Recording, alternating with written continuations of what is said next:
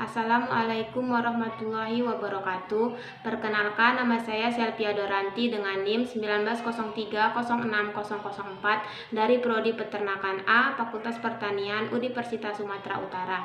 Di sini saya akan menjawab soal ujian akhir semester produksi ternak unggas oleh dosen Ibu Tati Pidianasari SPTMP. Yang pertama, saya akan menggambar sistem pencernaan pada unggas. Yang pertama itu ada mulut. Fungsinya merupakan tempat masuknya makanan. Yang kedua ada esofagus atau tenggorokan, tempat penghubung antara mulut dan crop. Selanjutnya ada crop. Fungsinya adalah tempat penyimpanan makanan sementara. Selanjutnya ada proventriculus. Fungsinya adalah tempat proses pencernaan secara kimiawi. Selanjutnya ada ventriculus. Fungsinya adalah sebagai terjadinya proses kimiawi yang terdapat grit atau batuan-batuan kecil. Selanjutnya ada intestinum tenue, ada 3. Yang pertama ada duodenum. Duodenum yaitu fungsinya adalah tempat penyerapan sari-sari makanan. Ini dia duodenum. Selanjutnya ada jejunum.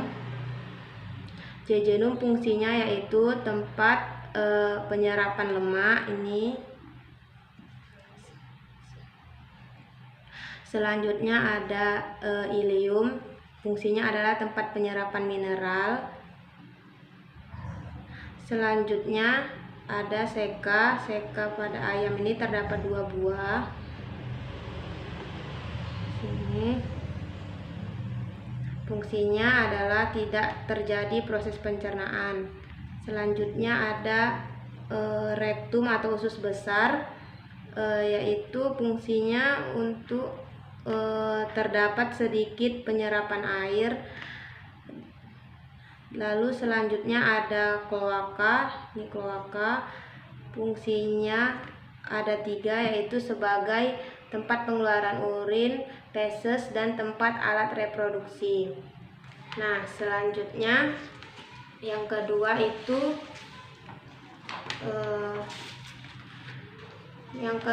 sistem reproduksi jantan. Yang pertama ini ada 2 buah. Yang pertama ini ada 2 buah testis. Ini testis, tempat untuk menghasilkan sperma. Lalu ada epididymis. Ini fungsinya adalah untuk menyalurkan sperma ke arah kaudal menuju vas deferens. Lalu ada vas deferens. Ini vas deferens fungsinya yaitu tempat pematangan sperma. Lalu ada ginjal ren atau ginjal, tempat mengabsorpsi urin. Lalu ada ureter. Ini dia, nih ureter, fungsinya tempat keluarnya urin dari ginjal. Selanjutnya ada ini kloaka, yaitu tempat keluarnya sperma dan urin. Selanjutnya sistem reproduksi betina. Yang pertama itu ada infundibulum. Ini dia. Fungsinya adalah menangkap ovum yang telah jatuh. Lalu ada ini magnum. Fungsinya adalah tempat terjadinya pembentukan albumin. Ini dia, sini. Lalu ke ismus. Ini tempat terbentuknya membran kerabang. Lalu masuk ke uterus. Di sini uterus berfungsi untuk mensintesis kerabang. Lalu masuk ke dalam vagina. Di sini vagina, tempat penyimpanan telur sementara. Lalu masuk ke dalam ini kloaka, tempat tempat pengeluarnya telur, tempat pengeluarannya urin, feses, dan tempat alat reproduksi. Nah, yang ketiga ada proses pembentukan telur. Nah, yang pertama itu ovarium, terjadi yang namanya ovulasi atau pembentukan ovum. Nah, yang kedua ada infundibulum. Infundibulum fungsinya menerima yolk selama 15 menit, lalu masuk ke magnum. Di magnum terjadi yang namanya proses pembentukan albumin, sintesis albumin kental encer, dan sintesis kalaja selama 3 jam. Lalu ada pun material sekresinya, yaitu material albumin kental,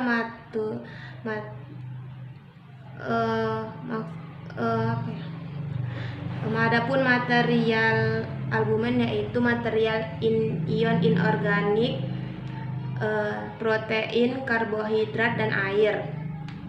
Lalu masuk ke dalam ismus. Di ismus terjadi yang namanya sintesis membran kerabang, terjadi selama 1-2 jam. Di sini material sekresinya yaitu ada protein, serat, sekresi air sedikit atau hampir tidak ada.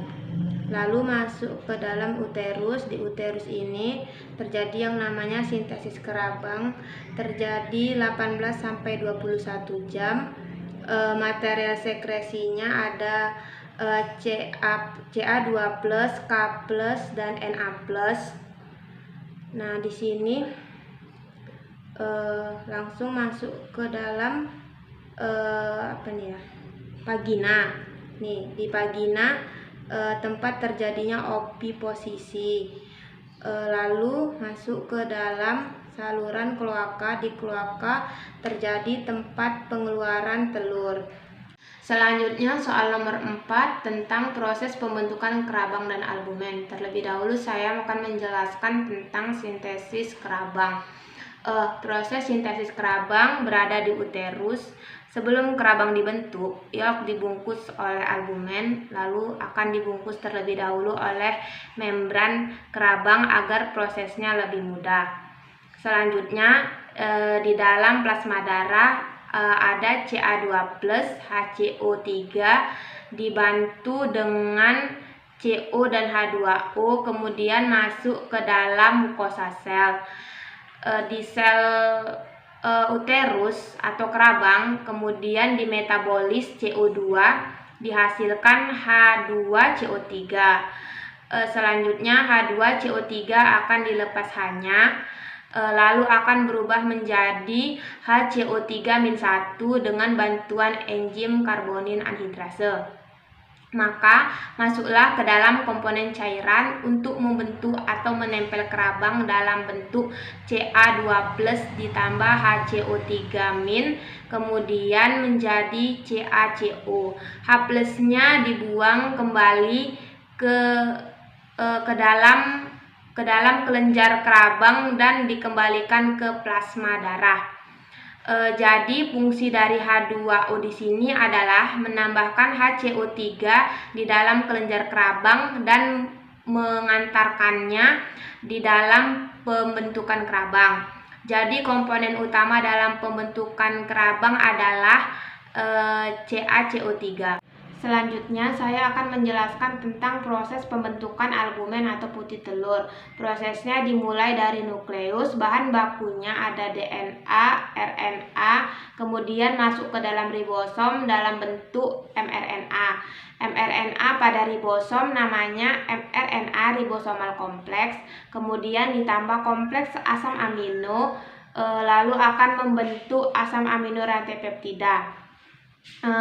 Asam amino rantai peptida akan masuk ke dalam sel sitoplasma dari magnum, lalu membentuk protein spesifik atau protein fungsional namanya albumin. Soal yang nomor 5, jelaskan penyebab terjadinya tanda-tanda dari penyakit serta cara pencegahan, yaitu penyakit yang pertama, penyakit laringotrachetis. Penyebabnya yaitu oleh virus herpes. Tanda-tandanya gangguan pernapasan, menghambat pertumbuhan bobot badan, penurunan produksi telur. Pencegahannya yaitu dengan vaksinasi. Yang B, penyakit mikoplasmosis. Penyebabnya infeksi mikoplasmosis.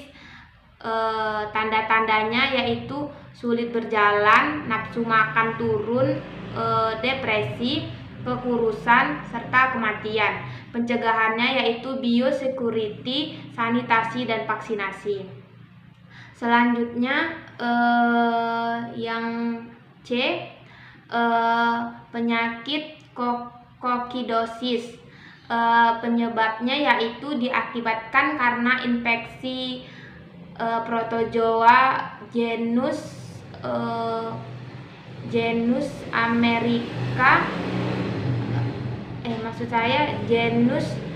Ameria pada sistem pencernaan unggas. Adapun tanda-tandanya yaitu anoroksia, depresi, bulu berdiri, pial pucat, serta jengger pucat, serta kematian tiba-tiba. Pencegahannya yaitu dilakukan dengan penerapan tindakan biosecurity dan pemberian vaksin secara teratur. Yang D, ada IBH atau inclusion body hepatitis, disebabkan oleh adenovirus. Tanda-tandanya yaitu anemia, saya berkulai, jengger pucat, pial pucat, serta kematian. Adapun pencegahan IBH dilakukan dengan praktek manajemen yang optimal, meliputi sanitasi atau desinfektan yang ketat dan program imunosupresif yang optimal. Nah, itu saja yang dapat saya jawab untuk soal ujian akhir semester dari saya. Lebih dan kurang saya mohon maaf. Wabillahi taufiq wal hidayah. Wassalamualaikum warahmatullahi wabarakatuh.